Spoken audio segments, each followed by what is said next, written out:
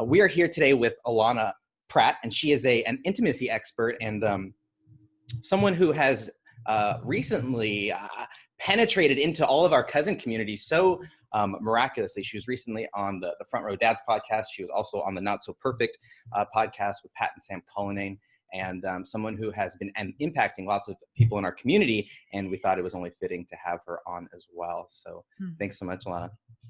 Such a privilege.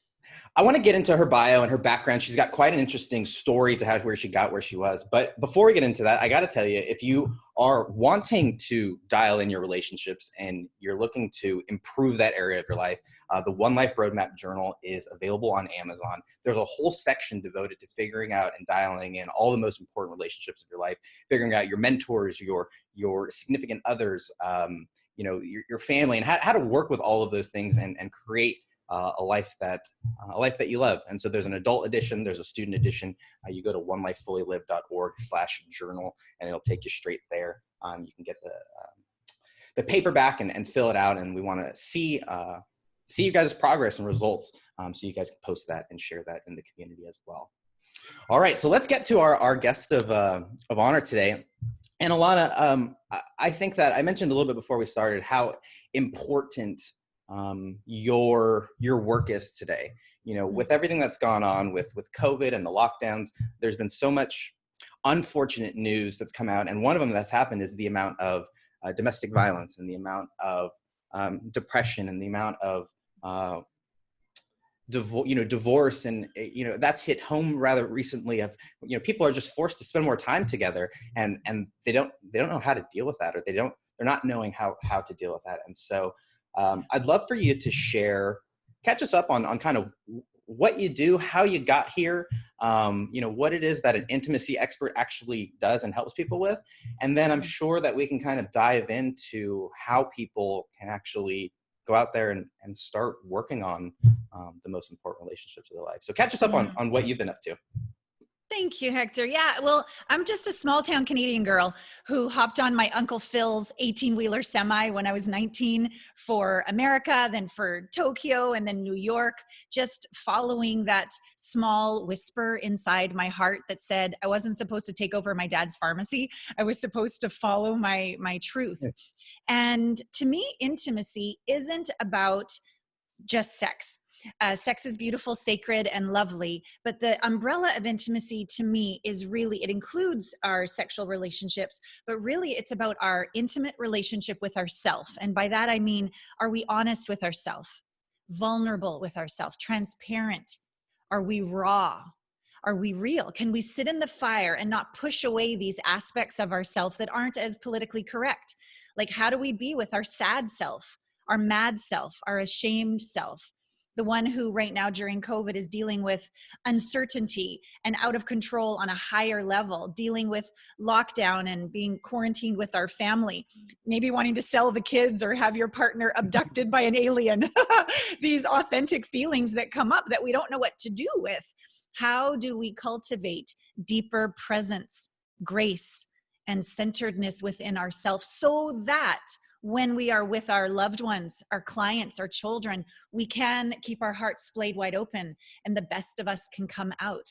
That is what I believe intimacy really is. And we have intimacy first with self. I believe that's the most fundamental building block of our self-realization, intimacy with self. Can we be one with our higher self? Something really magical happens when we are one with ourself. We become one with the all, with nature, with the divine, with God, with the fields, whatever word resonates with you. And then when you have the feeling that you can be at peace in your skin and the universe has your back, and the little you inside that you've been practicing soothing, no matter how they feel, you've got their back. It's kind of like these little Russian dolls. You got yourself, the universe has you.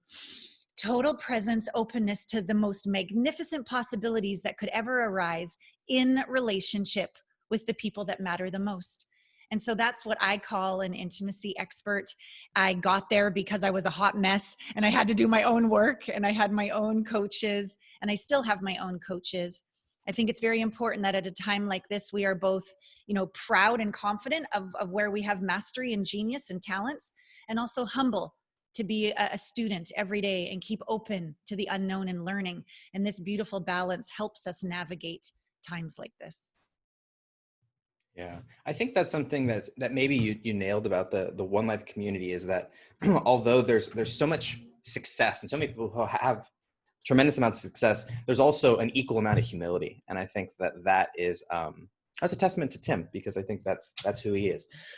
One of the big things, Allana, One Life we've been around for much of the last decade, and we've been pivoting and we've kind of grown from this dinghy up into this, we're not quite a cruise ship yet, but we're well on our way, and we've been navigating the waters. And one of the things that we realize is that people of all levels need help. There are the ones who are well on their way and are in their journey and are waking up and they're doing their miracle morning and they're reading their books and they're on this path. They've created their roadmap. And recently what One Life has started to do is to reach out into the communities where people aren't on their path. People aren't on their way. They're struggling. They're in a rehab center. They're in jail. They're in a halfway house. They're in they're even in school. They're not on their path. And so I'd love for you to quickly talk about your journey in finding what your thing was. One of our core philosophies is what we call the fulfillment triangle. And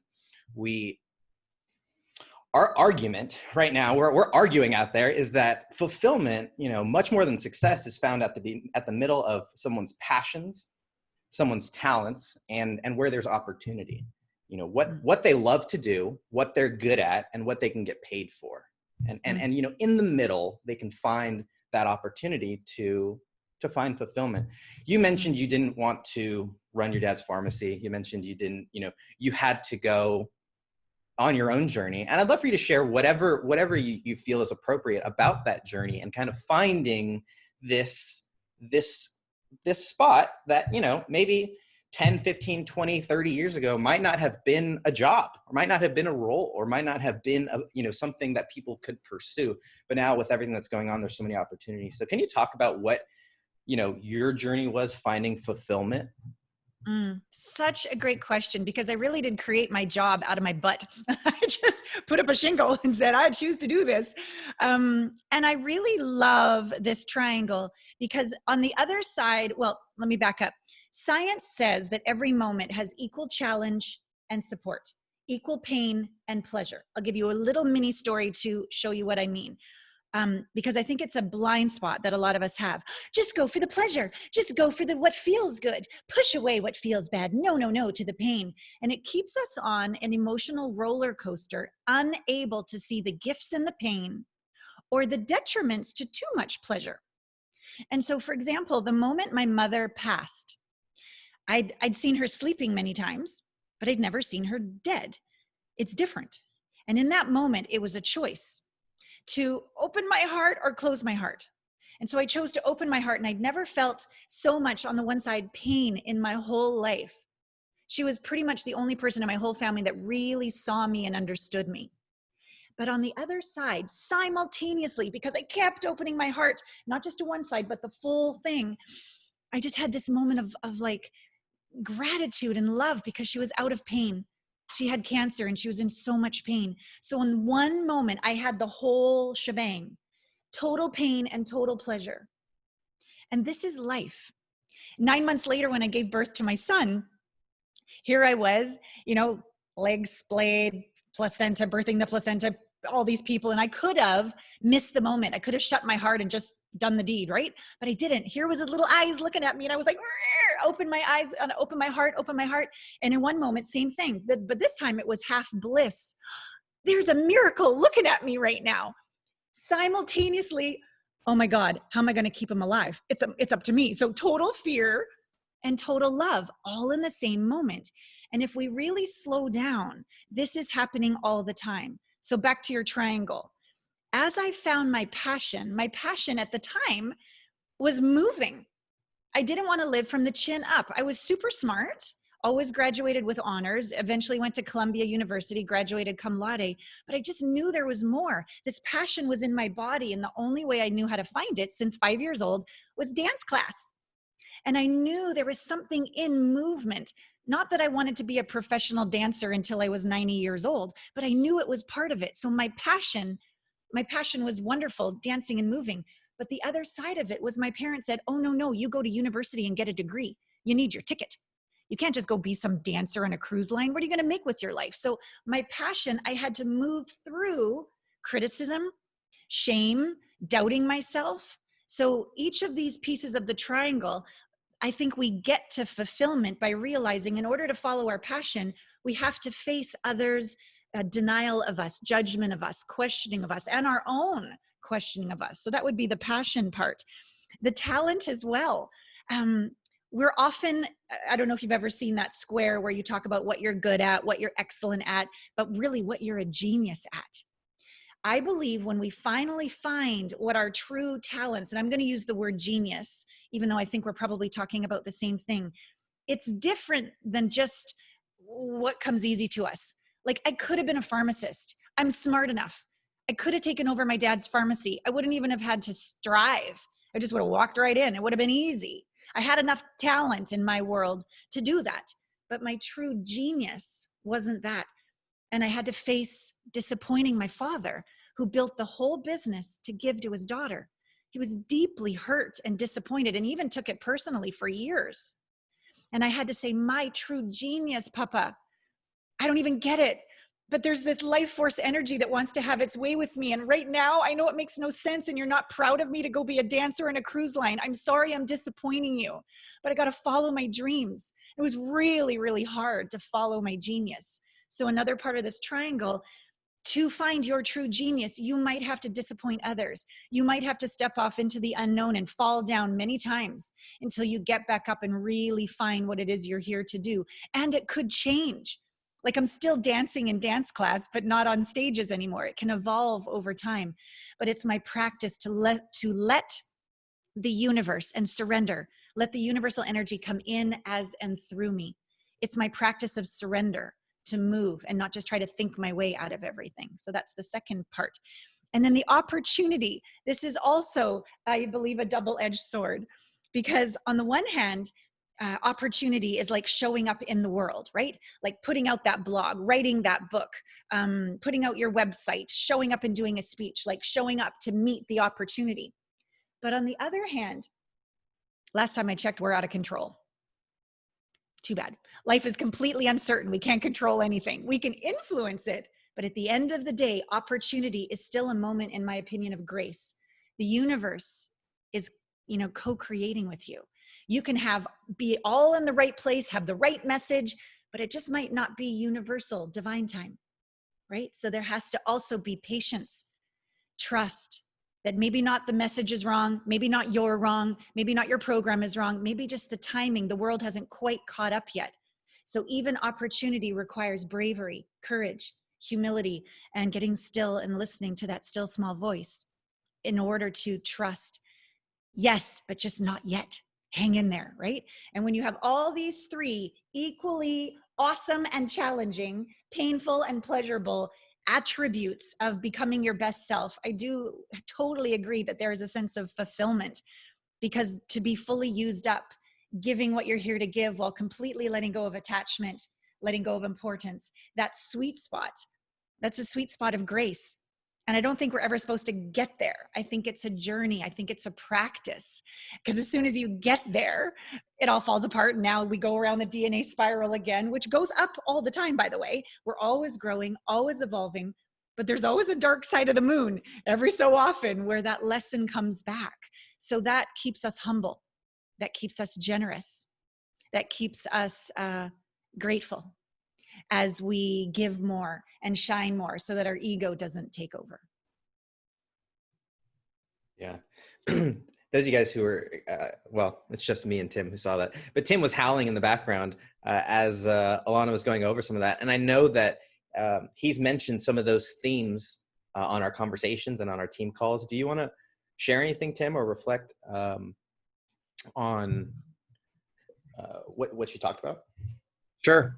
Yeah, I didn't know that if people could see me or not, but I just resonate so much with what you talk about, Allana.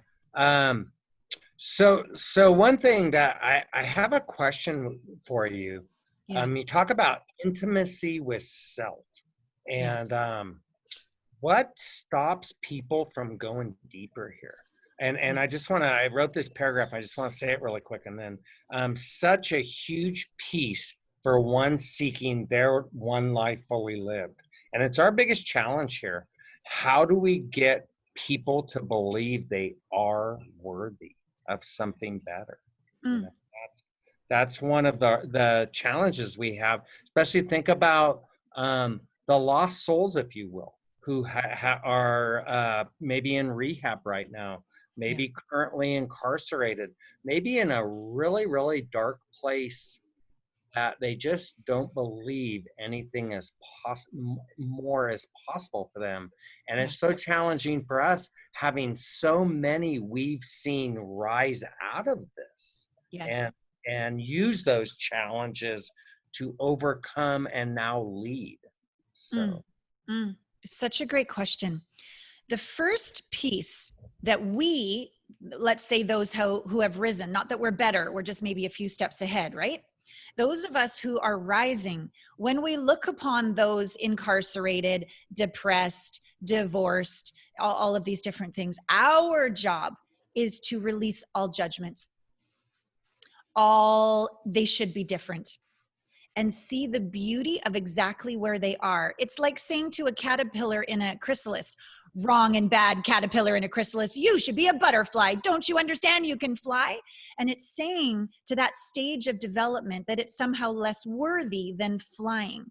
And here's what true intimacy has shown me, that there is a benefit physically, mentally, emotionally, spiritually, vocationally, financially, socially, parentally, romantically, sexually. That's like 11 areas. There's probably even more. There is a benefit to sitting in the gutter in all of those areas.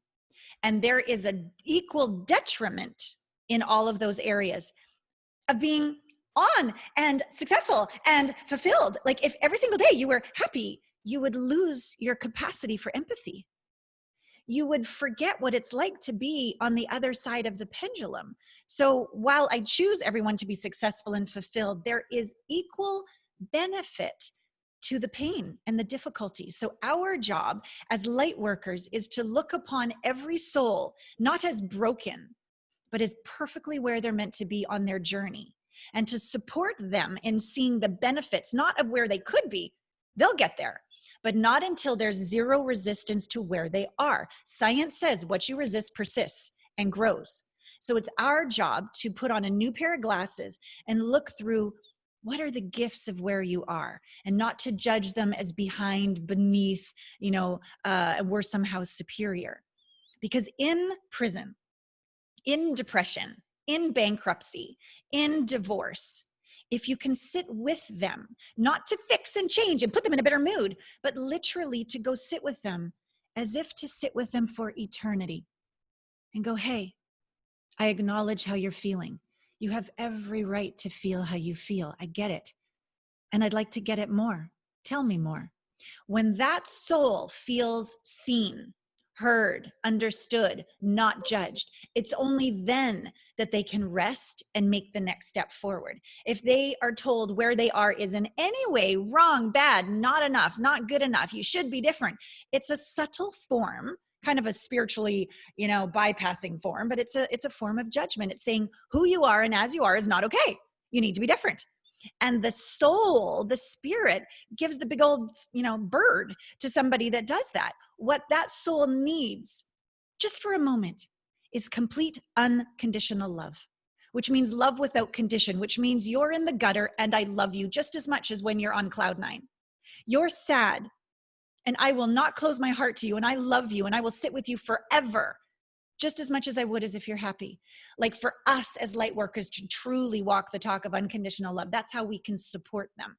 Now that dynamic I teach through true intimacy with self. The only way you can give that to another is if you don't reject yourself, criticize yourself, push yourself away. So maybe if it would serve you, I could even take us through like normally I do like a good 30-minute guided visualization, meditation, activation for people, but just like a little one of what it's like to really come home to little you, not the one that's happy and triumphant. That's easy.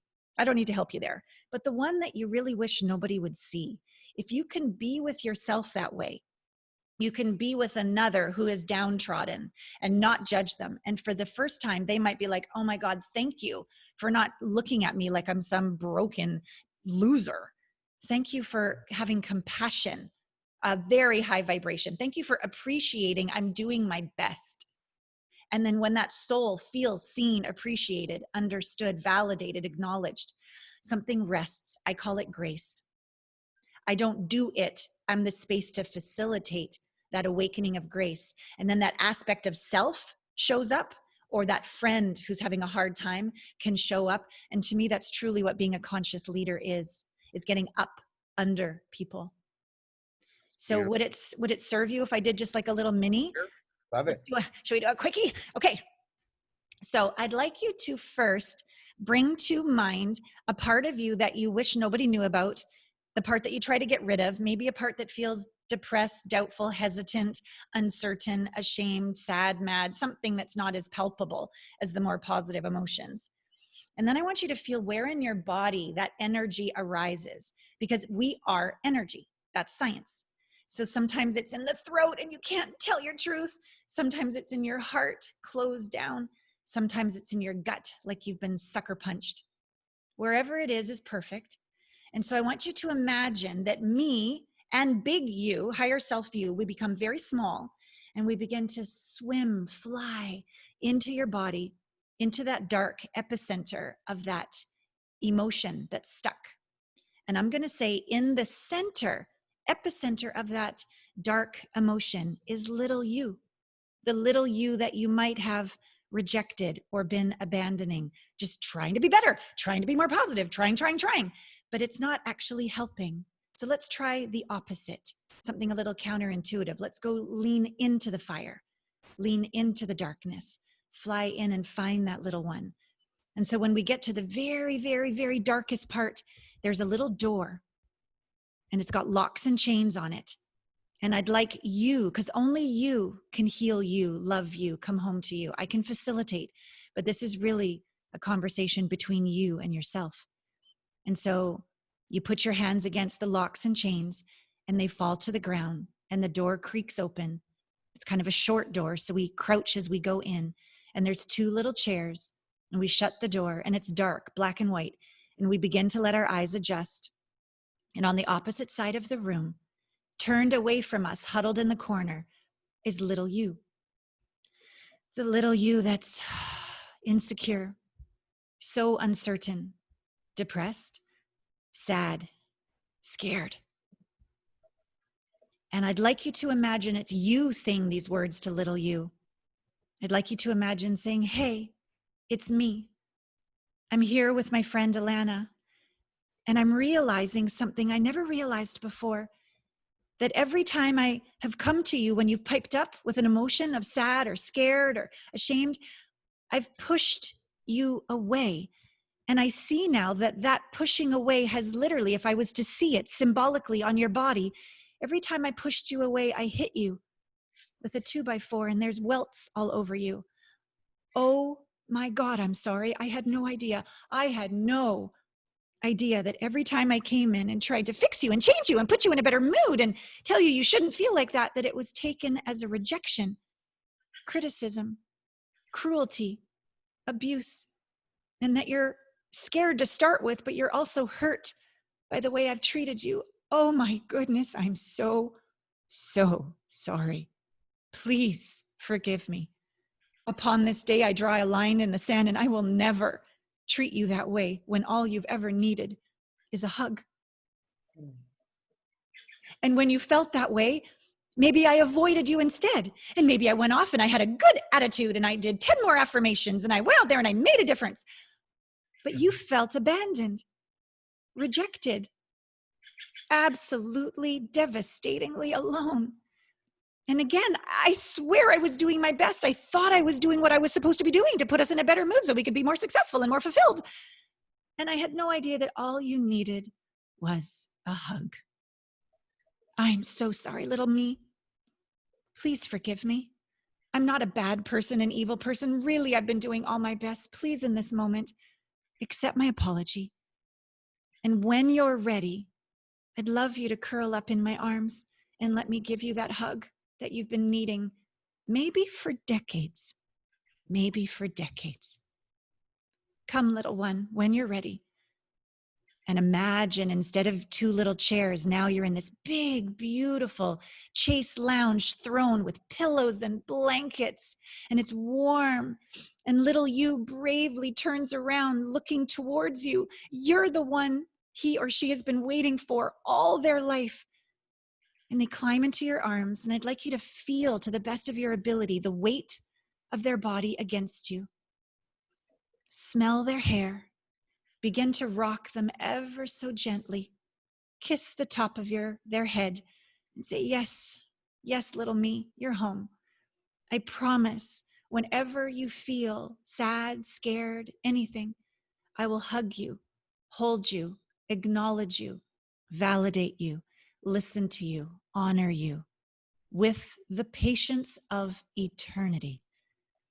I will let go of all of my strategies and agendas. And for this moment, I will just love you as you are forever. And as you breathe, and as you feel little you against your body, and as you smell their hair and kiss the top of their head and rock them ever so gently, feel that they get even heavier, like a little child does when they're about to fall asleep, so safe, so secure, so approved of, so appreciated. Feel that part of you inside rest. Feel that part of you inside come home. Feel that part of you surrounded by grace, presence, and unconditional love. And in this moment, promise, vow, commit, choose. I choose to love you unconditionally to the best of my ability. I will make mistakes. I am human. It's not about perfection. It's about the practice. It's about my committed practice, my humble, tenacious, dignified, generous practice of loving you exactly as you are. And as you practice this meditation over and over, one day, little you will turn into a being of light, because little you is actually in the past and you are in the present. So little you is actually energy.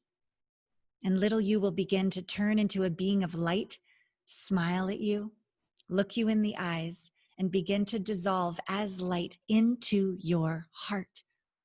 Finally home.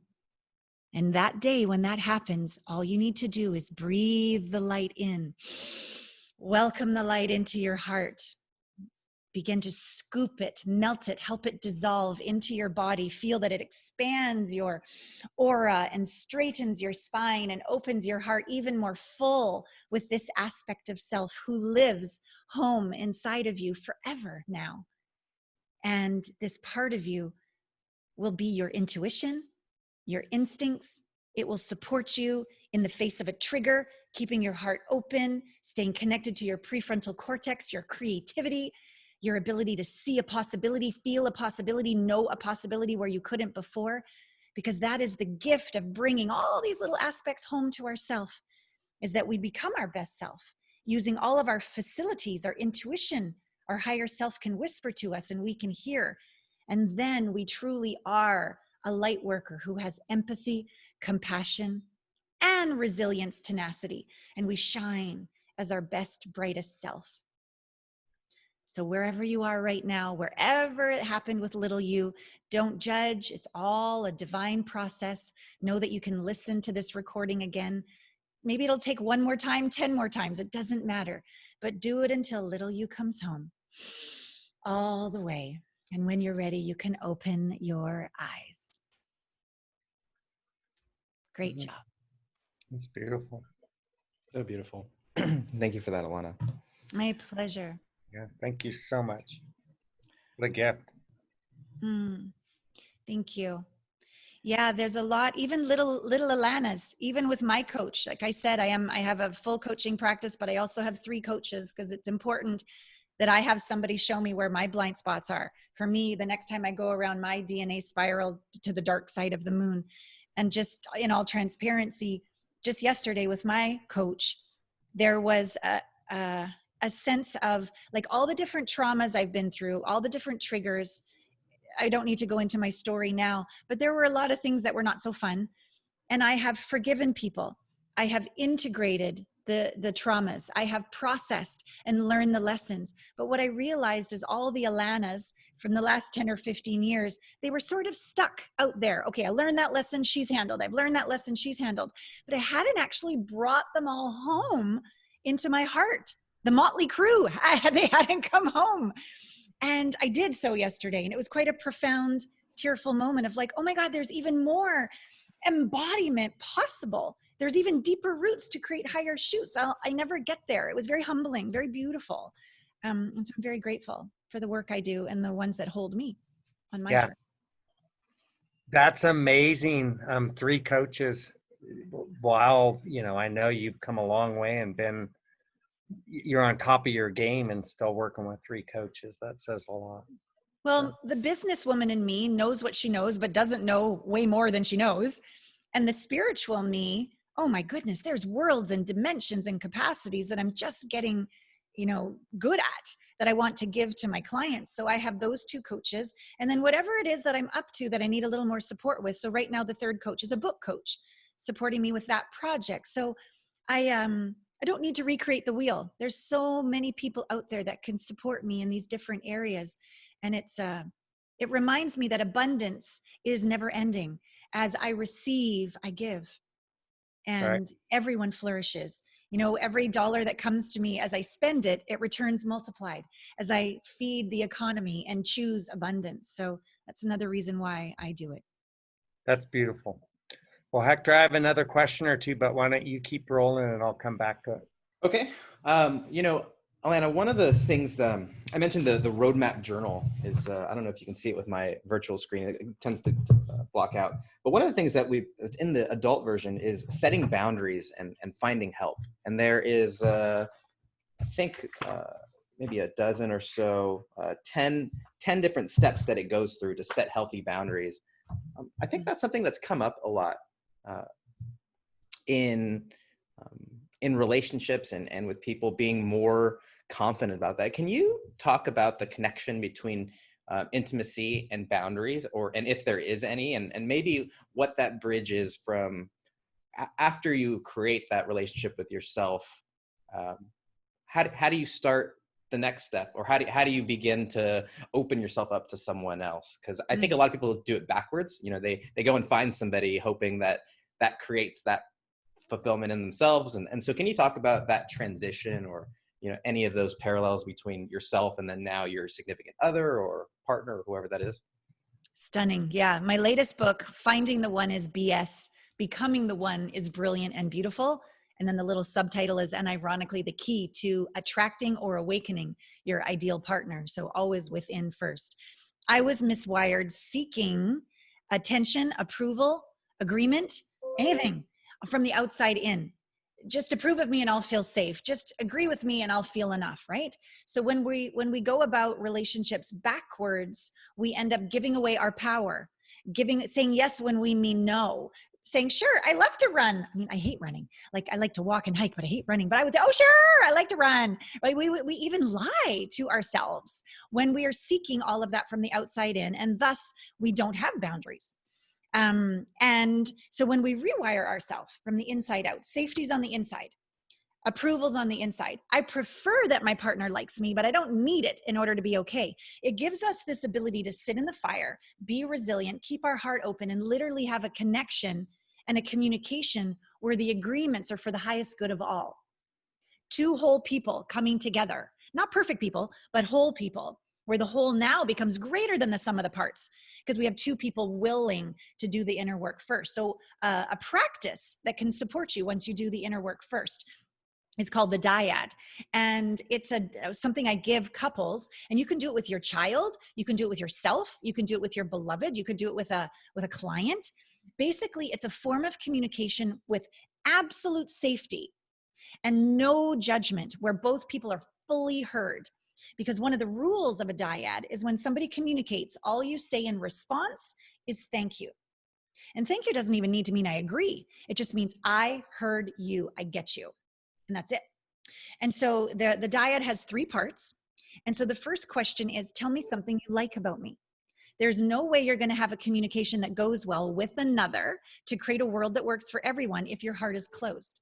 So tell me something you like about me, back and forth for about 3 to 5 minutes, opens the heart. So now we're dealing with coherence. We know from Heart Math, where I was so blessed to be able to lead a guided meditation at their annual conference, we now know we can measure coherence.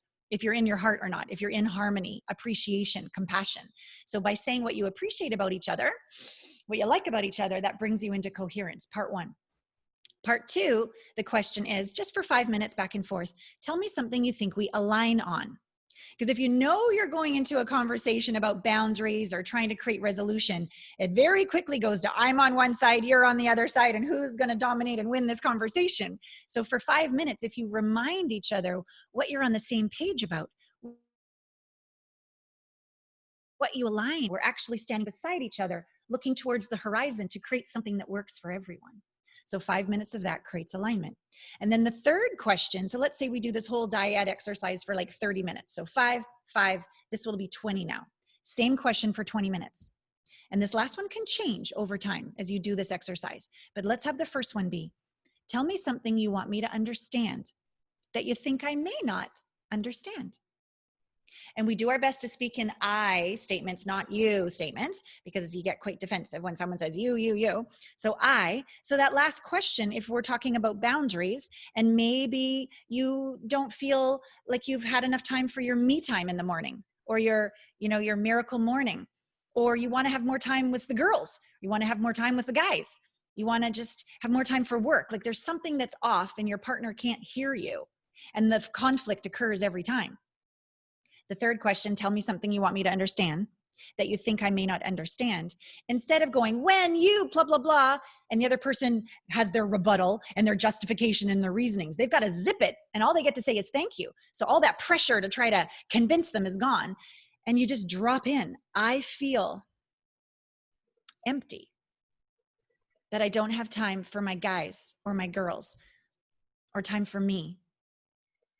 I feel like if I don't spend more time with you, that you take away your love. And I want instead that you're the wind in my wings saying, go out there and have your time in nature. I want you to know that I love you so much, and it's not against you. It's for me to be a better me for you, or whatever your truth is. And then the other person just says, thank you. And then you switch.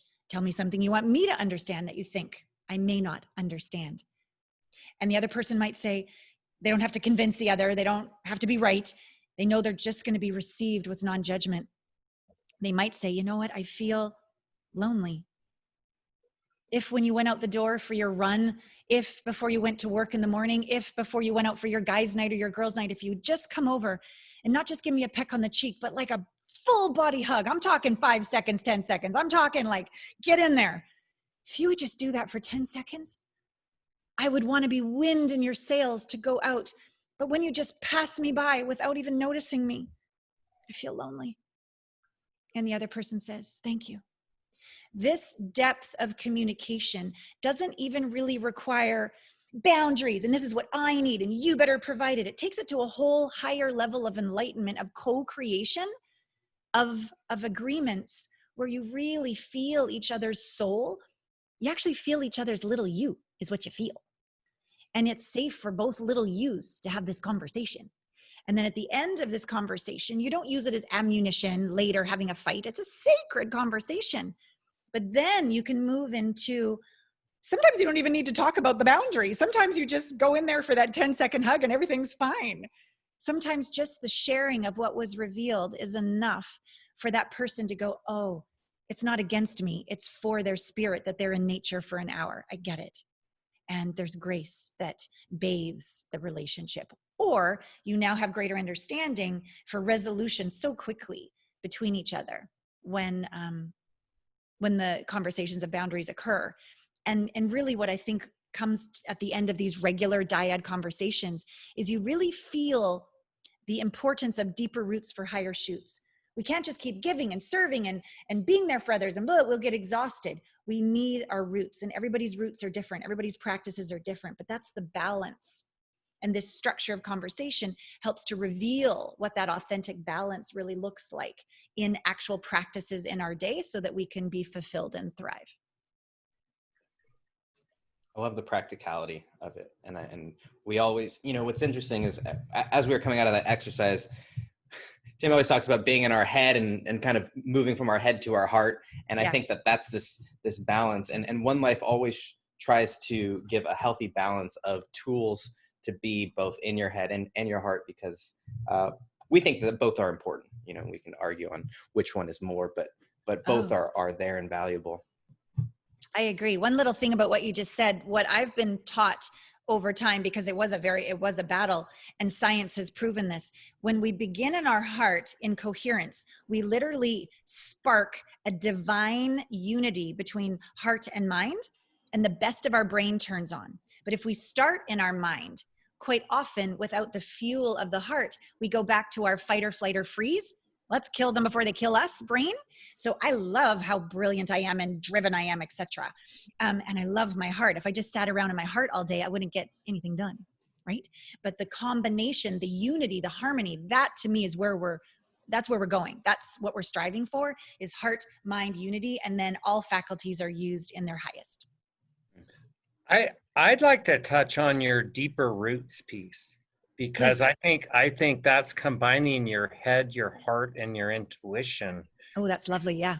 Yeah. And it's something that, we in One Life are getting more and more into, because we recognize just the power in having that triad connected.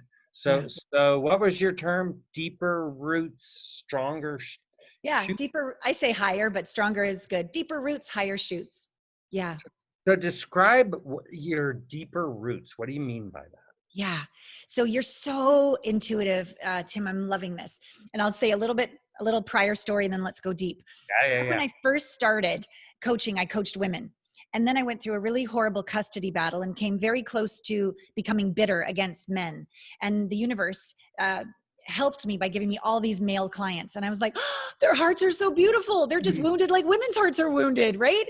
And now I work with couples and singles, men, single women, and couples. So I can see my own evolution, and the universe helps me when I'm a little wobbly and need a little support. So what I learned from men as I was coaching them is that when they approach their beloved, only seeing her with eyes, she felt like a piece of meat, not a work of art. And when he only approached her with the heart, it was sort of like a wishy-washy fish handshake. Like there was no spine. Like he was all loving, but he was just dancing in the forest naked all the time. Like he wasn't like the man that she needed. And when he only addressed her with his pelvis, his sexual energy, again, she felt slimed, like none of the rest of her mattered. But when and I call it penetrating her 3 ways. It's one of my more famous videos on YouTube because it's a little suggestive. But basically, if you send energy through your eyes, see the glorious goddess in front of you, not just her body, but who she is in the world, like see her. And then feel her, feel the grace, feel the soul, feel the spirit of, wow, this woman's heart is magnificent. And then feel your sexuality. I choose to protect her, provide for her, open her, penetrate her beyond her edges so she can feel safe and surrender wider, deeper, grander, broader than she ever could on her own.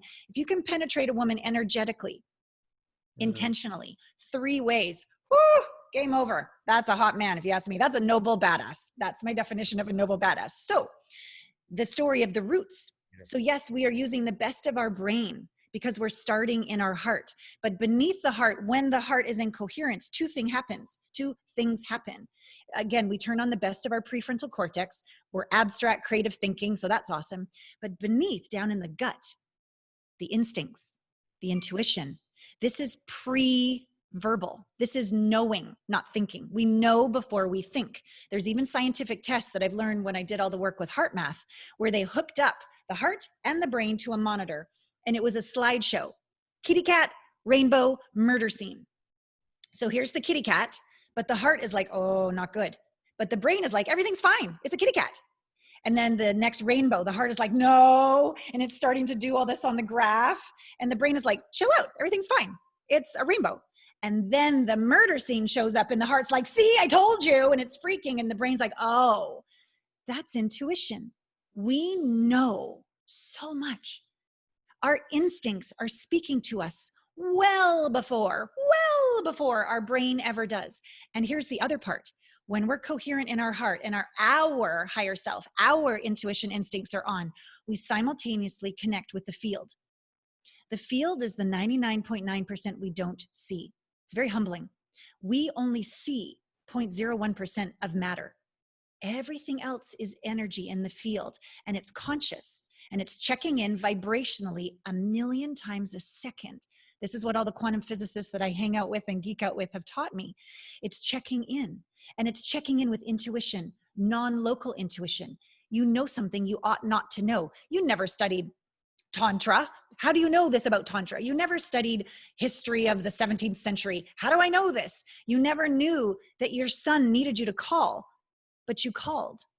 Where does that come from? That comes from the non-local intuition. And we access it by being in our own intuition, which again comes right back to the heart. And as I said, it goes up and it goes down. So the roots are spending time in meditation, in nature, healing little you, all of those. We cannot create on top of an emotional trigger. It's a sprinkle on top of an ice cream cone of crap. It does not scientifically work. It's impossible. A good attitude isn't enough. We must integrate emotional triggers so that our heart is coherent and our intuition turns on. And that root allows us to slow down. It's kind of like if you had 4 hours to cut down the tree, spend 3.5 sharpening the saw, and then cut that tree down. It's like spend time contemplating, spend time in nature, spend time meditating, spend time listening to your intuition, feeling, is this actually, I have 10 choices. I have all these gifts and talents. Where is my genius? Where does the universe want me to show up now? How does my wife want to be loved now? What would nourish my body today? I know I've committed every morning to my 5 a.m. run.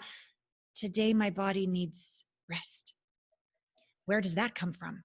Those are the deeper roots, not the cognitive, do what I say I'm going to do, which I love keeping our word. I'm all about keeping our word. But there are times when your intuition will say, don't take that freeway. Take that freeway because there's an accident on that freeway. It's very important to listen and value the more feminine energy, intuitive energy, allowing energy, receptive energy, quiet energy, that deep feminine in the womb, pre-creation of the baby, that kind of feminine energy balanced with our masculine energy, almost like a yin yang symbol. To me, that's our best self. It's beautiful. Hector? I'm just my brain's going crazy. I'm trying to what is the word? Convert it or just internalize it. Or I don't know. This has been a very, I think, much needed for, I'm sure, a lot of people. It's been one of our most live viewed calls, and so I think once again that's no surprise. And so I want to give special thanks to Sherry Shaban for sharing it out and being on live. Joe Price, one of our contributor club members. Guys, if you guys have any questions for Allana, throw them down there. We've got a few more minutes here before we get out of here. What I do want to maybe finish up with is the last thing in the roadmap journal. And sorry if you guys can hear my little girl. She's hungry in the background.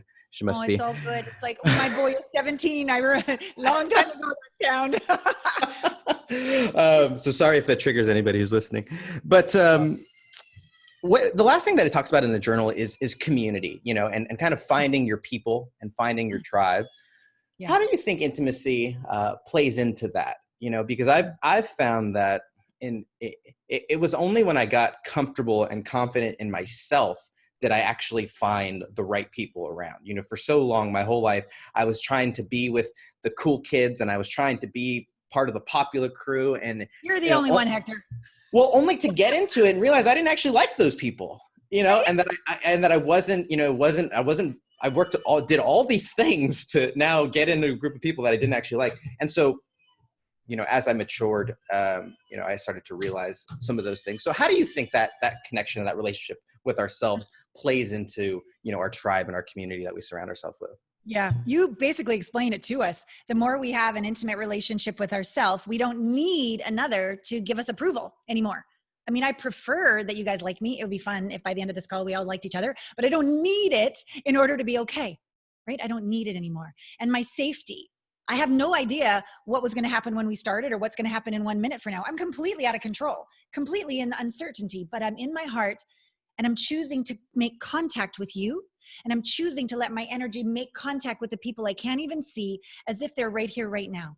I'm choosing to connect in the unknown. I'm allowing myself to have footing in midair, I guess you could say. So this ability to have your tribe, to find your like vibration, must occur first by coming home inside so that we rest. You can, you guys can't see me, but I'm putting both of my hands up right now. And if you push towards something and try to make something happen, you end up pushing that person away. And so if you're trying to get the best friends or you're trying to get into the special club, they're going to see your neediness and desperateness, and it's going to be unattractive. You're not going to come across as trustworthy. There's going to be like something's going to smell fishy, and they're going to pull away, or they're going to use you because they know you're not in your power. So they'll take advantage of you. So it's very important to take the time to really discover who you are. Hopefully part of you is a hot mess, wobbly, crazy, weird one, right? And you're okay with that. And the other part of you is badass and amazing and clear and certain. Like you're just okay with all of you. So that when you show up in a community, you trust that, just like we spoke to a minute ago, those roots. Your gut is going to tell you, yeah, home. Your heart is going to be like, oh, I can breathe. I can get wider than I normally get. There is freedom to be me here. And then you'll see differently. So all of your faculties will give you that vibrational mirror that this is home. And the practice, the brave, courageous practice, is to keep doing the inner work and keep showing up on the outside until you find your happy place, your home place. And I really believe that my career is doing better now than it did in the past, because the old me was so insecure, trying to do it right, not wanting anyone to know that behind the scenes of a relationship expert, she was going through a custody battle. So I was doing all this shining people on, and I was okay, successful, but not effortlessly, not magically, not flow, not ease, not coincidence, not serendipity, none of that stuff, because I was blocking myself. And now that I've come to peace with all of that, and I have no shame, and if people want to shame me, that's fine, but I go, why-yo, like any of that judgment that comes toward me, why-yo, I just do my little Aikido move, because I'm not willing to live in that world. But I don't need to change you or judge you or control you. If you are triggered by my level of vulnerability, that's okay. If you're triggered that I actually see you because I can see me, that transparency that a lot of clients come to me, they're like, oh my God, she sees me. Oh, is she going to judge me? And they're like, wow, she doesn't. Oh my God, I've never felt this safe and seen. How amazing is this? There's like a wobbly moment to show up when someone does really see you. And I'm so privileged that people tell me things that they've never told themselves even, let alone another, because finally they're in the space of non-judgment. That's part of being your best self. You're going to trigger people, and people are going to think you're more than you are, like maybe a guru. And we just put our pants on like everybody else does. And so the job is not to be too attached to the criticism or too attached to the praise, and just be. And that's how we attract our like tribe, our ideal clients, our ideal partner, because we're at home with the one, with the divine, with ourself. I had a feeling this was going to be a powerful conversation, and it did not disappoint, Allana. So I appreciate all of this. She's on Instagram. You mentioned she has some videos on YouTube. She has the most badass picture on her website. I don't know if any of you guys saw the promo for the call today. It's Allana like sitting on this woven throne. Yeah, it's so cool. Thank you. But it's Allana with 2 L's, Allana, Pratt.com. She's also on Instagram, YouTube. Is there anywhere else people should go to just get deeper in your world? Well, there's a delicious conversation with Mr. Tim Rhodes on my podcast. So yes, I have Intimate Conversations is the name of my podcast, both on YouTube and on all the different podcast platforms. And there's a quiz on my site that I think is quite profound. It's an intimacy blind spot assessment right on allanapratt.com. Because if we could figure it out, we would have. We're all go-getters. We all take responsibility. We all do the work. And yet sometimes there's this thing we've been trying to work at that we can't break through. And it's because it's a blind spot. I can't see mine either, as I mentioned earlier, when I have my coaches. And so you might think on the outside, this is the problem and it's all their fault, or I need to change, or whatever. But underneath it all is generally something much more poignant. It's a deeper fear you don't want to feel. The fear of rejection, the attachment to the results, something a little deeper. So that quiz will help you get all the way to the core to take your power back even more quickly, more elegantly, more efficiently. So that's another free resource I wanted to let people know is out there. And that is on the website. Is that correct? Yes, exactly. On allanapratt.com. Well, guys, thank you so much for being with us today. If you guys are catching this on the live on the Facebook, we thank you so much for sticking with us. If you're catching this on the replay, you are with us in the ether and in spirit and energetically, as Allana mentioned today. And if there's any questions that came in, throw them down there, and we will try and do our best. This is our last Monday call. Next week, we have our live streams are going to be on Tuesdays now. So make sure you mark your calendars. And we have one big workshop. So a lot of people were wondering how they can go deeper with the One Life in the One Life world. And so we're going to have a One Life roadmap introduction where we're not only going to walk you through the relationship part of it, but we'll take you through the vision. We'll take you through the finances piece, obviously the relationships and wellness. And it'll be a kind of a roadmap immersion. So you'll come out of it with a personalized roadmap for yourself as well. And you can register for that. It's free at onelifefullylived.org/register. Anything, Allana, you want to leave the people with before we get out of here? I just kind of wish I started every morning like this, talking with you guys. This has been such an honor. And I really do believe I can feel the beauty of your community. So thank you for the privilege and the honor of connecting with everyone. It truly is like, wow, I get to be here and be with you. Thank you so much. Such an honor. And I would just ask that everybody put their hand on their heart, maybe a hand on their belly, and just a practice of intimacy. Hey, sweet self. Hey, little me. Is there anything I haven't slowed down enough to hear you say? Is there anything you need? And just take some time today just to give yourself 2 or 3 minutes to really listen. Just that very simple practice. Connect with self first and then connect with others. Takes all of that neediness away, and you are your fullest, humble, dignified, best self. You'll have more grace throughout your day. So thank you again so much for this privilege. Humongous love to all of you. Thank you guys. Have a great and amazing Monday, and we'll see you on the next one.